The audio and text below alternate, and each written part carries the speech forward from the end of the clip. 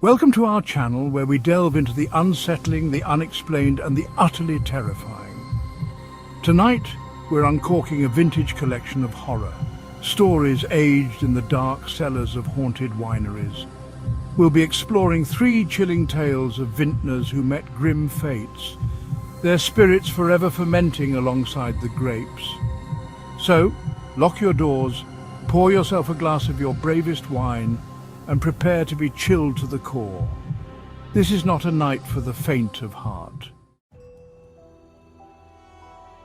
Our first tale takes us deep into the heart of wine country, a picturesque landscape of rolling vineyards and charming rustic wineries. But beneath the surface of this idyllic setting lies a darkness, a secret whispered on the wind that rustles through the vines. It's the story of a master winemaker, Edward, who vanished without a trace, leaving behind a legacy of fear and unanswered questions. Edward was obsessed with his craft, pouring his heart and soul into every bottle. His wines were legendary, sought after by collectors and connoisseurs alike. But Edward's dedication came at a price. He became increasingly withdrawn, isolating himself in the winery day and night. Then, one stormy harvest night, Edward disappeared. The workers, arriving in the morning, found the winery deserted. The vats were bubbling, the air thick with the sweet scent of wine, but Edward was gone. A search party was assembled, but they found no sign of the missing winemaker. Some whispered that he had simply run off, overwhelmed by his obsession. Others muttered about darker possibilities. As weeks turned into months, the mystery of Edward's disappearance deepened. The winery remained abandoned, a silent monument to its vanished master. Then the whispers began. Workers at neighbouring vineyards reported seeing a shadowy figure moving among the vines at night, a figure that bore a striking resemblance to Edward. At first, the sightings were dismissed as tricks of the light or overactive imaginations. But then came the sounds. Strange noises echoed from the abandoned winery at night. The clinking of bottles, the mournful sigh of wind whistling through broken windows, and most unsettling of all, the faint murmur of Edward's voice, as if he were still directing the winemaking process from beyond the grave. Those who dared to venture near the old winery reported a feeling of dread, a cold, oppressive presence that clung to the very air. Doors creaked open and slammed shut on their own. Tools moved mysteriously, and the scent of Edward's signature wine, a rich, full-bodied Cabernet Sauvignon, hung heavy in the air. One particularly brave young worker decided to investigate the strange occurrences. He approached the abandoned winery late one night, armed with nothing but a flashlight and his courage. As he neared the building, he swore he could hear Edward's voice, faint and ethereal, warning him to turn back. Undeterred, the young man pushed open the creaking door and stepped inside. The air was thick with dust and the musty odour of decay. Cobwebs hung from the rafters, and the floor was littered with broken bottles and rusted equipment. In the centre of the room, where Edward's prized oak barrels were once stored, stood a single untouched bottle of Cabernet Sauvignon. The label was old and faded, but the young man could just make out Edward's familiar handwriting. Intrigued, he reached out to touch the bottle. As his fingers brushed against the cold glass, the air grew icy cold. The faint murmur of voices he had heard earlier intensified, swirling around him like a malevolent wind. And then he saw him. Standing in the shadows, his features obscured by the gloom, was the unmistakable silhouette of Edward, his eyes glowing with an eerie, otherworldly light. The young man stumbled back in terror, dropping his flashlight. As he scrambled to his feet, he felt a cold, clammy hand close around his wrist. He looked up into Edward's face, now illuminated by a faint, ghostly glow, and saw not anger, but a deep, profound sadness. "Beware the harvest," Edward whispered, his voice a hollow echo in the darkness. Our next tale takes us deeper into the heart of the wine country, to a place where history sleeps and whispers of ancient curses echo through the aging barrels. It's the tale of the cursed cellar, a place where greed and a thirst for forbidden knowledge awakened a darkness that lingers to this day. Hidden beneath the sprawling grounds of a centuries-old winery lies a cellar, its entrance sealed with rusted iron bars, a testament to the terror that dwells within. Locals speak of it in hushed tones, their voices heavy with fear and respect for the power it holds. The story goes that centuries ago, the winery was owned by a wealthy and ambitious merchant named Giovanni. He was known for his ruthless business practices and his insatiable desire for wealth and power. Giovanni's obsession with creating the perfect vintage led him to delve into forbidden texts, ancient scrolls rumoured to hold the secrets of alchemy and the mystical arts. He became convinced that by harnessing the power of forgotten rituals, he could infuse his wine with magical properties, granting him immortality and unimaginable wealth. Driven by his greed, Giovanni sought out a renowned alchemist, a mysterious figure known only as Il Vecchio, the Old One. Il Vecchio warned Giovanni of the dangers of meddling with forces beyond human comprehension, but the merchant's desire for power outweighed his caution. Together, they descended into the deepest, oldest cellar of the winery, a place untouched for centuries. There, amidst the cobwebs and dust, they performed an ancient ritual, their voices echoing through the darkness as they invoked forgotten deities and made promises they could not possibly understand. As the ritual reached its climax, a blinding light filled the cellar, and the air crackled with raw power. When the light subsided, a single bottle of wine stood on a pedestal, its contents glowing with an eerie, otherworldly light. The bottle was made of black obsidian, its surface etched with strange symbols that seemed to writhe and shift before their eyes. Giovanni, his eyes gleaming with avarice, reached for the bottle, eager to taste the power he believed it held, but Il Vecchio, his face etched with fear and regret, stepped between Giovanni and the pedestal. "Do not touch it," he cried. "This is not the gift you were promised. It is a curse, a vessel of unimaginable darkness."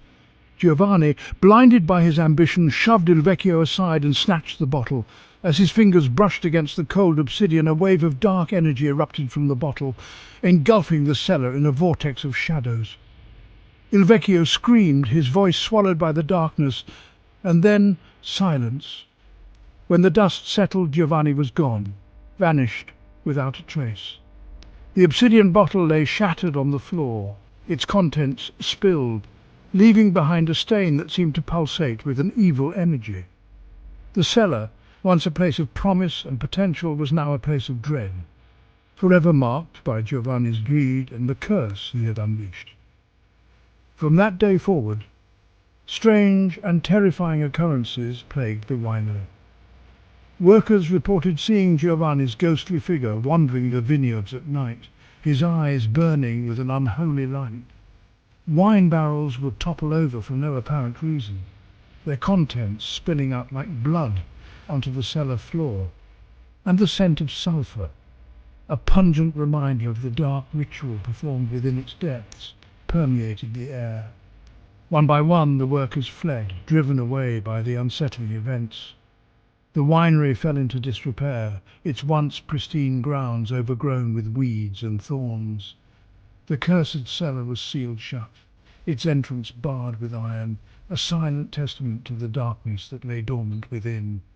Years turned into decades, and the legend of the cursed cellar grew. Chapter 3. The Ghostly Sommelier. Our final tale leads us to a place where the appreciation of fine wine intertwines with the spectral presence of a figure forever bound to the art of the vine.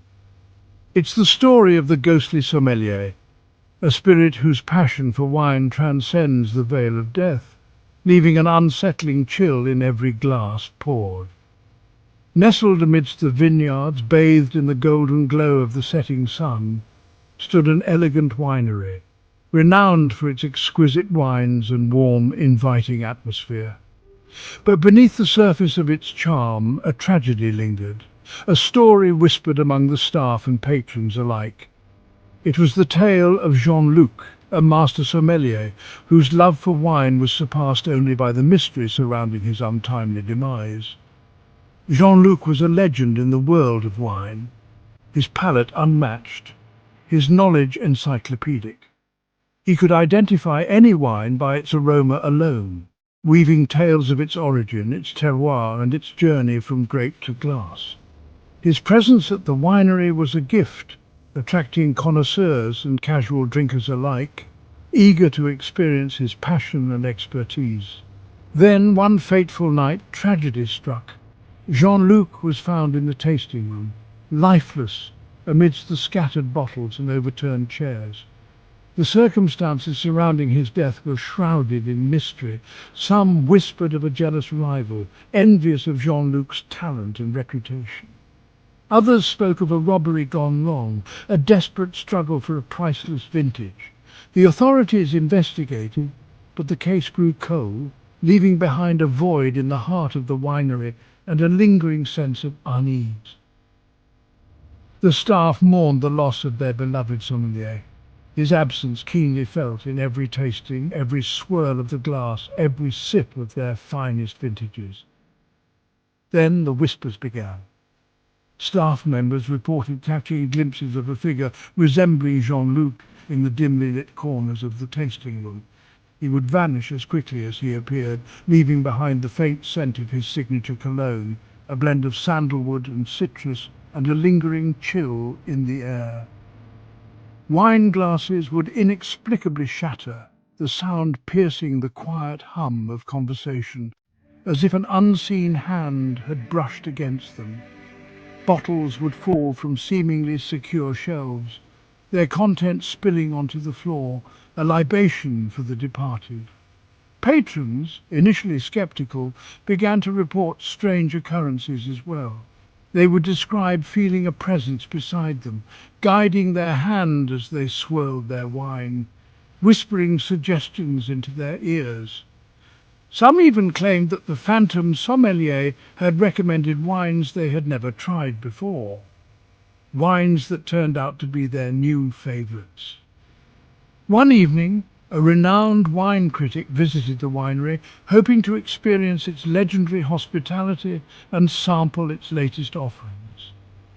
As he sat alone in the tasting room, savouring a glass of Pinot Noir, he felt a cold draught and a presence beside him. Looking up, he saw no one, yet he could sense someone, or something, watching him. He raised his glass to his lips, and as he did, he heard a voice, soft and ethereal, yet undeniably clear. "Excellent choice," the voice whispered. "The Pinot Noir of this vintage possesses a remarkable balance of fruit and earthiness, with a hint of spice on the finish. Allow it to breathe, and it will reveal its secrets to you." The critic, startled but intrigued, followed the spectral sommelier's instructions. As he swirled the wine and inhaled its aroma, he was astonished by its complexity and depth.